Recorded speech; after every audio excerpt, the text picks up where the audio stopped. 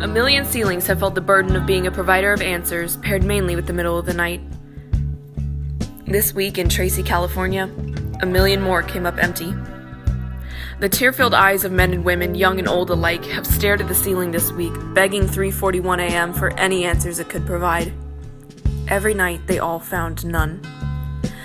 I have felt my heart shatter inside my chest more times in the past 24 hours than perhaps in my entire life. It does so not because of who Anthony D'Souza was, nor who he is, but rather who he will be. Anthony was the kind of man who was going to live forever. He always seemed invincible. The ever-present goofy smile was the cap on his charming and Labrador-like demeanor that so frequently got him out of trouble. My favorite story of his, that he often reminded me of to cheer me up on bad days, was the story of the apostrophe in D'Souza. He drew a diagram once in Spanish 3 to make it crystalline clear. When he was born, as the legend goes, such incomprehensible sheer beauty was created that God shed a tear, and it ended up between the D and S in D'Souza. I asked him if it was possible that God shed the tear because he was so obnoxious, but he was insistent that it was the former. I think I speak for everyone he loved and those who loved him when I say that it feels like we have to lose him all over again every time the sun goes down, and sometimes more often. We wonder why. We lie in bed and tell ourselves we're going to get some sleep tonight. We don't.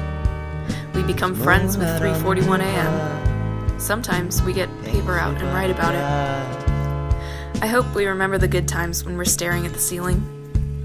I hope instead of cursing the dusty lines above us, we hear his laugh, and we see him dancing. We'll see his car, and one day we'll see him singing in it. And one day we'll sing along. I hope we find shelter in the photos of him instead of hiding from them.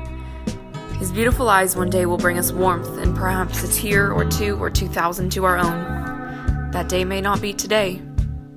That's okay. To quote a rather famous musical, what is a legacy? It's planting seeds in a garden you'll never get to see.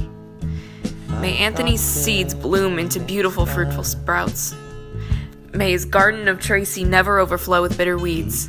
May the fruits begin as we hold out for Matthew Machuca, Sophia Fairfield, Josh Serpa, Logan Osborne, and Anai Escobedo.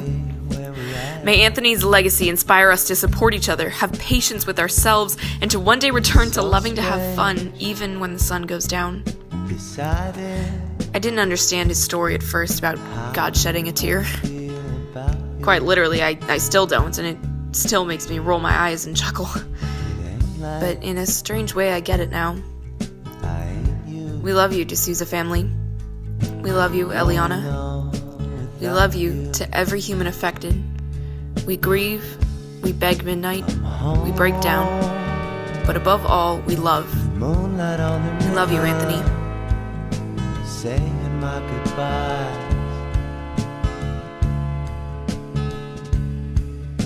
Home, there's moonlight on the river. Everybody dies.